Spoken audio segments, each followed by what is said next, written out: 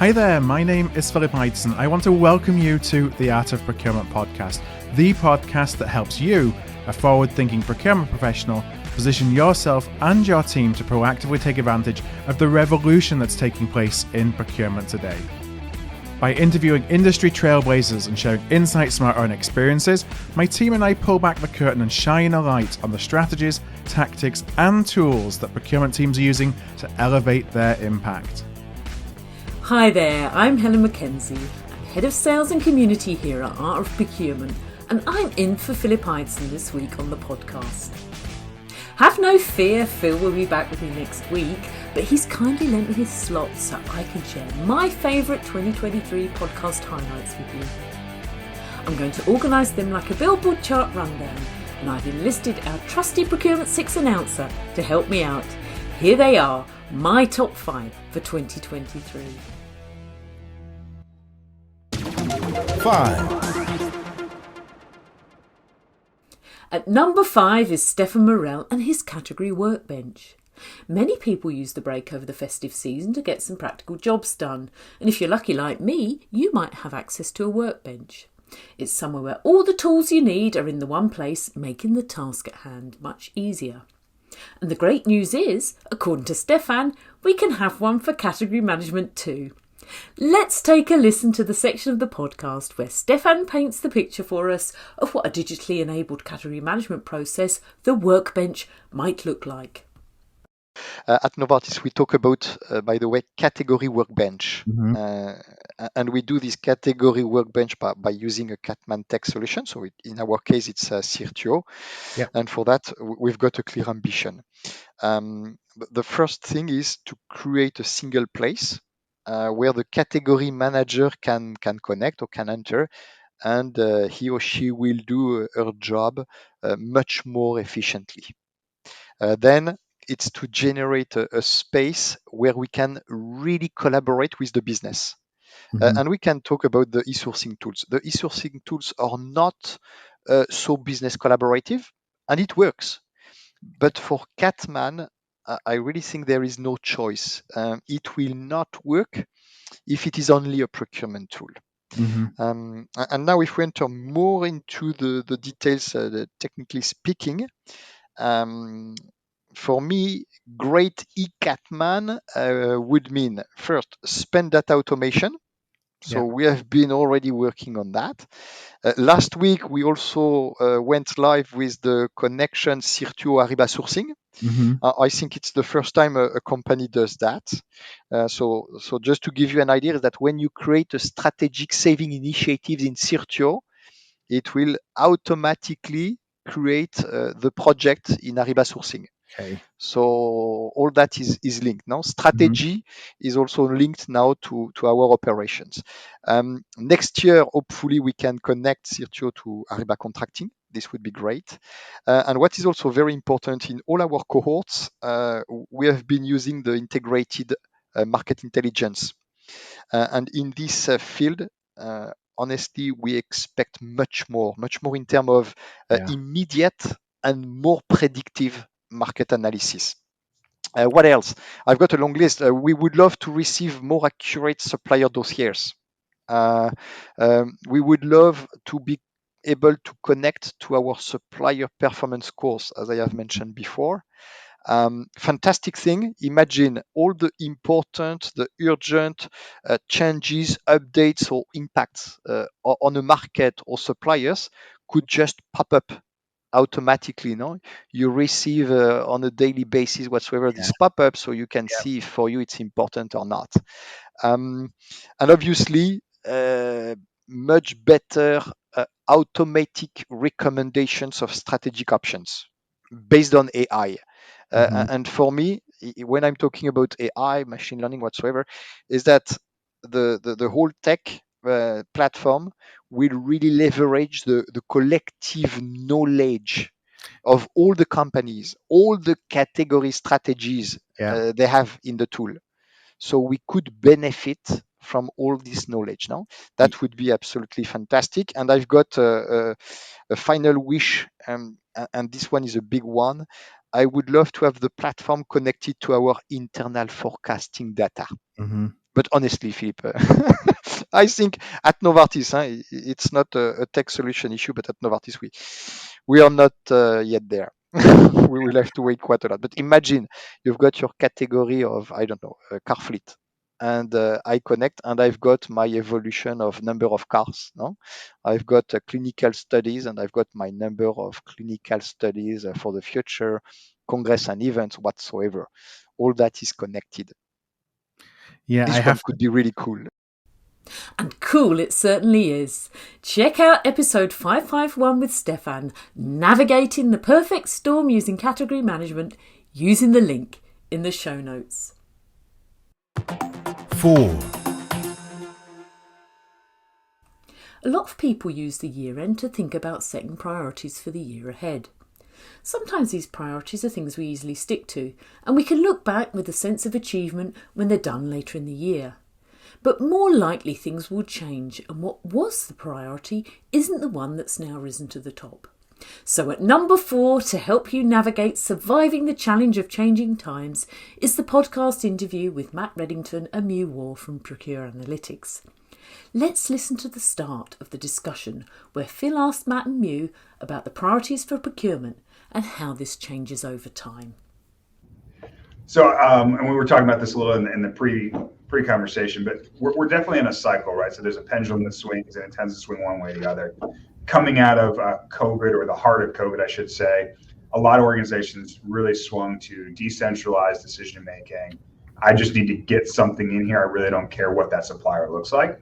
Yeah. We've seen that pendulum start to swing back the other direction, especially with the CFO role saying, hey, I've got too many accounts in the general ledger. I need to get that under control, with the CPO actually having a seat at the C-suite table now, which is really something we've started to see over the past 10 years, but I say it's even more important coming out of COVID.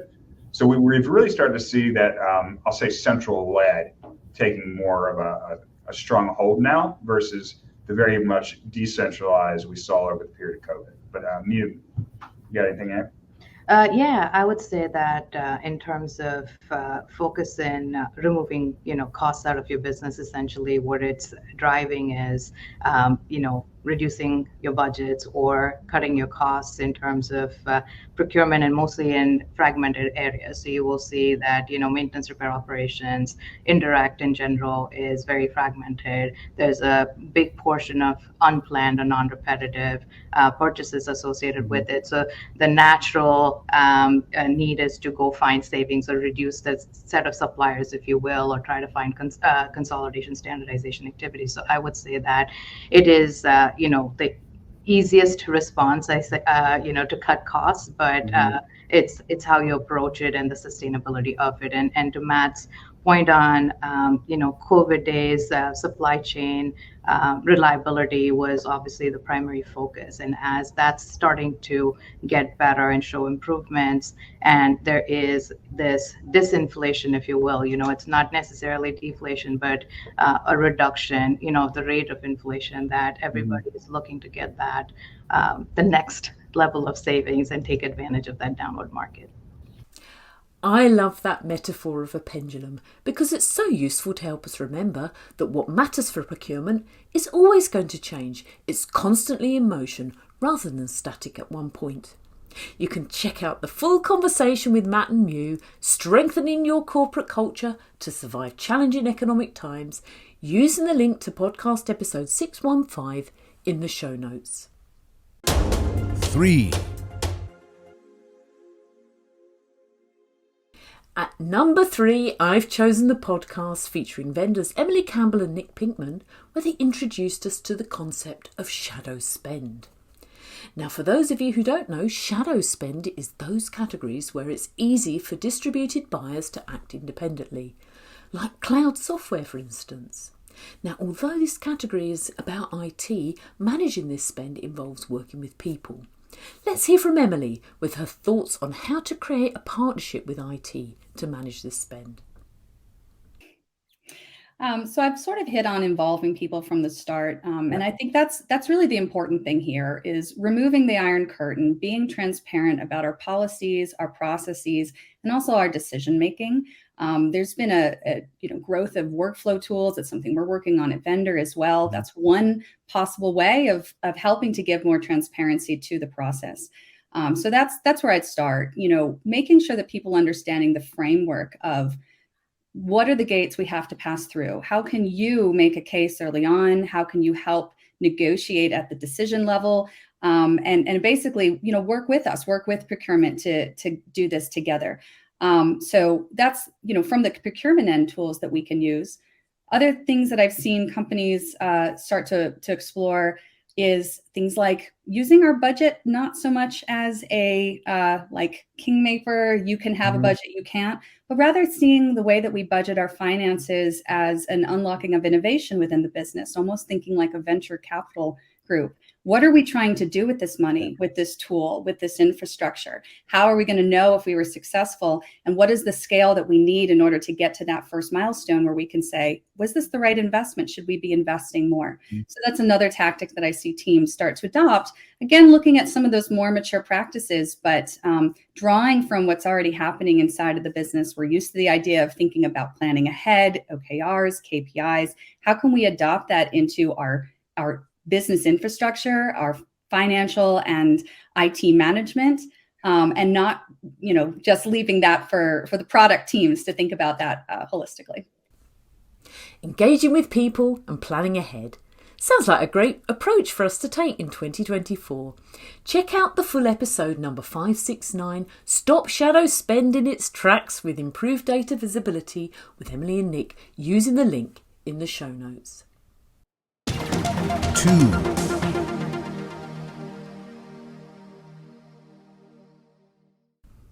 New year, new start. Sounds like a rebrand to me. But is branding something that procurement needs? My number 2 podcast is the interview with Katherine McCleery, B2B brand marketing expert, where she explains how important procurement's brand is to get an engagement and, of course, making an impact. Here's Katherine explaining what a good brand can do. A good brand will communicate the values of the business and the mission of the business without you explicitly reading or hearing it. So it's the space in somebody's mind that is left behind after all of their engagements with a company, a brand, whatever that may be. And if they are imagining this brand the same way that the founders or the business operators have planned for themselves, if those two things meet, if the perception is the same as the inception, basically, then that's a successful brand. And if your goals are being met as a business, through certain channels, you can deduct that your brand is doing what it's supposed to. What's in your stakeholders' mind when they think about procurement? And what can you do about it? Make sure you check out the episode 557 with Katherine, How to Know When Procurement Needs a Rebrand, using the link in the show notes. 1.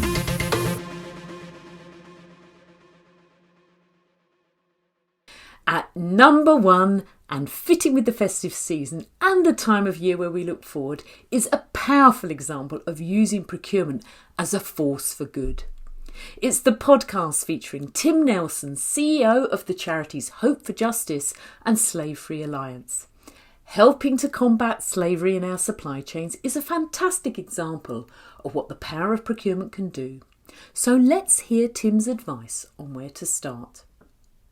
Yeah, I mean, you start from that perspective of asking the question. It's a instead of a tick box, it's asking the question of what have your suppliers or that company that you're, the quantity surveyor who's involved in building the building project that you're on, giving them the license to ask the right questions can make massive difference around the impact that people would understand what is going on in their business, in their supply chain. I think sometimes for a lot of supply chain experts, they can feel a bit overwhelmed by this, because we've talked about price and we've talked about quality. We've talked about, things being done on a just-in-time basis. So it all seems to line up, and it can be very difficult for people to feel, oh, you're asking me to be responsible for my entire supply chain. Yeah. Ask the right questions, don't be overwhelmed, and challenge yourself to do more. The power of procurement right there at number 1. Make a start now by listening to the full interview with Tim, enlisting procurement in the fight to eradicate modern day slavery, in episode 584, using the link in the show notes. What a great note to end on, and what a fantastic year it's been. And all that remains is for me, on behalf of us all here at Art of Procurement, to wish you very happy holidays and a happy new year. Or as we say here in the Outer Hebrides, Blin of our Uur. See you in 2024.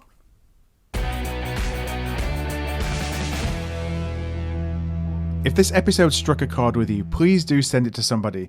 We grow here at Art of Procurement through word of mouth, and that would be really appreciated. You can also support us by giving us a thumbs up, a star rating, or a review wherever you listen to your podcasts. Since 2015, we've built the world's largest free resource for procurement professionals looking to elevate their impact. Our resources span podcasts like this, videos, blog posts, papers, and events. To join us on the inside and to ensure you never miss an episode, a webinar, an event, or a post, please do subscribe to our weekly newsletter, This Week in Procurement. You can do that at artofprocurement.com/subscribe. That's artofprocurement.com/subscribe. Thank you for joining us today, and I look forward to seeing you again soon.